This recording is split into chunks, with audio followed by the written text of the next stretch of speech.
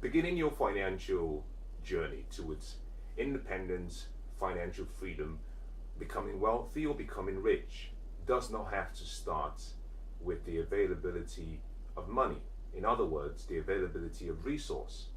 Most people would say, I'm not wealthy, I'm not where I want to be financially because I don't have enough resources to support my dreams.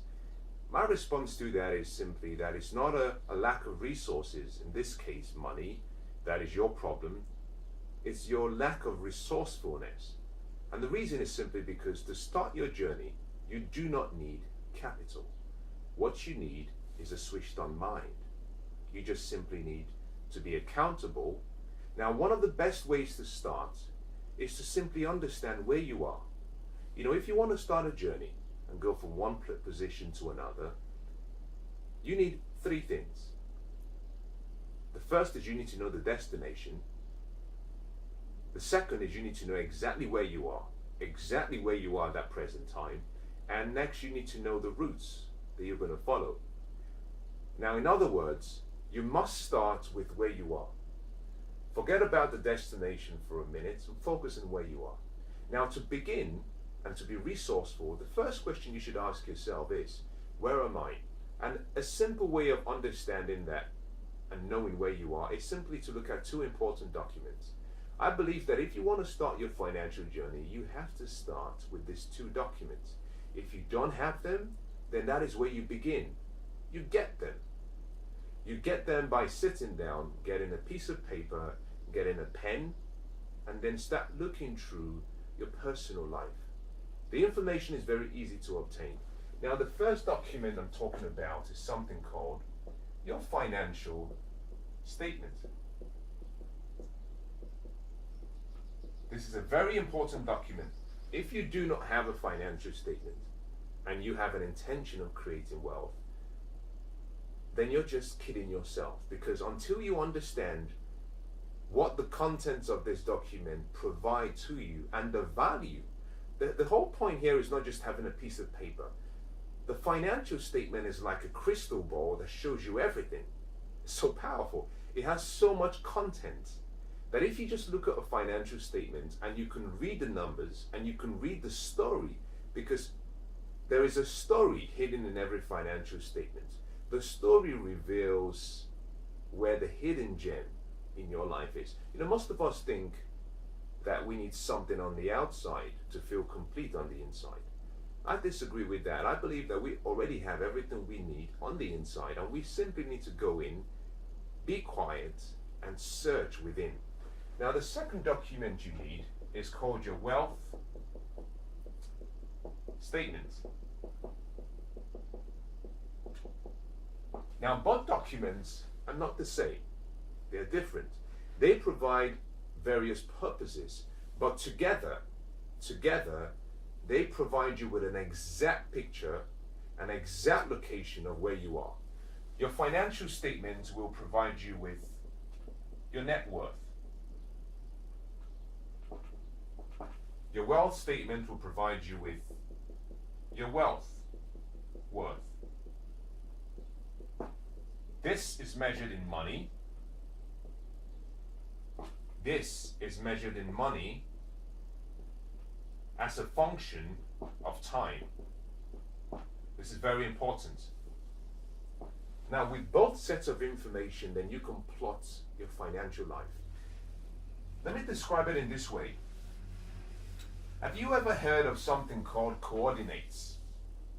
You know, when a pilot is flying, you might hear him communicating with the control tower.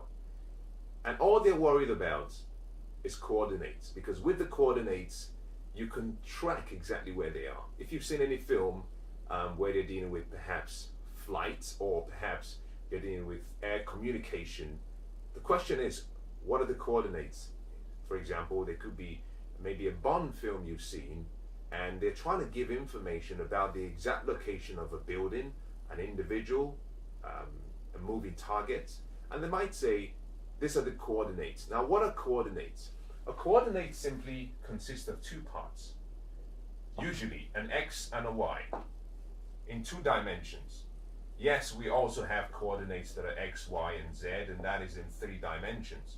But in this instance, we're dealing with, rather I should draw it this way, we're dealing with 2 coordinates.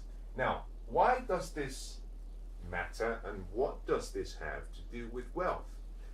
Now, if that question is what you have in your mind, I'm glad you do. And let me show you why. The financial statement provides what we call your y coordinates. The wealth statement provides what we call your x coordinates or axis. Imagine this as being 0, and here as being 0, and this effectively is time, and this is money. Your net worth, for example, will give you a location. We can assume perhaps that you have a net worth of £10 million, for example, and this is 10 million. This is in money. It's not about knowing where you are net worth only. The question you should ask yourself is, how long would that really last? And can I use some of that to solve my problems right now? Now, there are so many people who are wealthy from a net worth point of view. They have assets. Unfortunately, some of their assets or all of their assets are frozen. For example, they have stocks, but they don't want to sell the stocks. They have gold, but they don't want to sell the gold. They have land, but they don't intend to sell the land. And as a result of that, all of that wealth is frozen. Some of these individuals do not have income from any of their assets. And therefore, although their net worth rich, they are still financially dependent. Now you might be thinking, how is that possible? Well, it's very easy to understand. You have expenses every day, every month. These expenses need to be paid. To offset these expenses, you need an income. If the income does not come from your assets, then you have to find a way to generate this income. And this might require the investment of your time to acquire the income to cover your expenses. So many people have a high net worth, but they don't have any income from their assets. And as a result of that, we say they are still financially dependent. On this coordinate chart, you will plot them as being on that line. The second part of the key ingredients in discovering your location, I said, is your wealth statement. Your wealth statement shows you the income you're generating or creating from your assets. Now, if you have assets that don't produce income, then we say, well, you're not wealthy. You might be rich, but you're not wealthy, because wealth is measured as money as a function of time. Now, we have to convert this your wealth into time, into a time variable. So we say, for example, if you spend 100,000 annually every year, we say that based on a £10 million net worth, if you spend 100,000 every year, then you have, well, let's say £1 million every year, not 100, because 100 might be too small.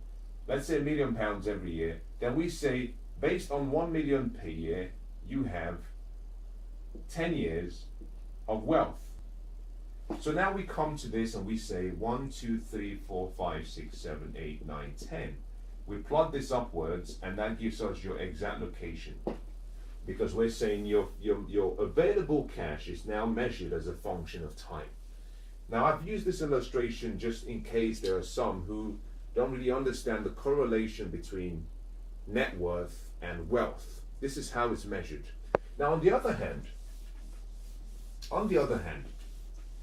let's assume that you don't have a net worth of 10 million. Let's just assume that what you have is a net worth of, say, 1 million. Okay? But this 1 million generates an income of 100,000 every year. And your expenses every year is 80,000.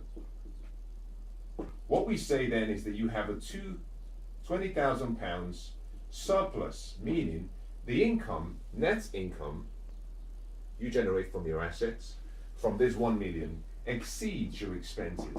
And therefore, what we say is that your wealth is infinite, meaning that it doesn't have an end. Providing this income continues and providing your expenses never exceed your income, then what we say that you're always going to have enough income to cover your expenses, and therefore it's continuous. So it's possible to have someone who, the first individual was there as 10 million, the second individual is down here as 1 million. But when it comes to assessing who is really wealthy, we consider him a lot more wealthy than him. Now you can replace that with a her, it doesn't have to be a male. I'm not being gender specific here, but we consider the 1 million individual to be much more wealthy than this person, primarily because for the 10 million person, we said, based on their lifestyle, they only had 10 years for their wealth to last. This individual, on the other hand, has 1 million. But in addition to his 1 million, he has an infinite wealth because he doesn't even have to touch or use the 1 million, because he is creating passive income from this asset, and the passive income puts him in a position whereby his income exceeds his expenses, and therefore his wealth is infinite. It keeps going. Now this is where you want to be. This is why the wealth statement is important. And in my opinion, in my personal opinion, I think it's more important than your net worth statements. The only reason I say that is because we were born to have life, and have life to the highest abundance. And no matter how much you have, if you're not free in both money and time, you're not living the life you were born to live. I make that as simple as I can make it.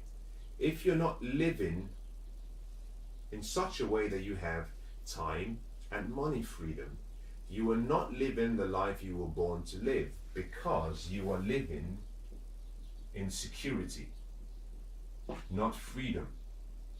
And this is what a great master said. He said, I have come that you might have abundance and have it to the highest level. We were born to be free. The freedom means we do what we want to do, when we want to do it, where we want to do it, with whom we want to do it. Meaning we're exercising our power of choice. Now, some people might say, well, you can still be fulfilled and not have time and money freedom. Absolutely, that's correct. That is true. You can find fulfillment, you can find happiness, you can find joy, but we want to separate all of these beautiful attributes of living from freedom. Freedom simply means that you're free in time, that your time, your money does not dictate your lifestyle. For example, you can choose to wake up and you can choose that you're going to spend the rest of your day down at your local charity shop trying to make things better without the burden of thinking about, I need to go to work and earn some money so I can feed the kids. And I genuinely believe that until you've found financial freedom, you haven't really tasted the joy of living. As a matter of fact, people who become financially free, they work longer hours than people who work for a job or for necessity. Because now what they've done is they get to a point where they work for joy and fulfillment and fun and purpose, rather than working for necessity. Now I hope this has been useful. The key point I want to leave with you is this. You need a financial statement, you need a wealth statement. With the two documents, you know exactly where you are. And once you've identified exactly where you are, now you can start to calculate the route to where you want to get to. I hope that's been useful.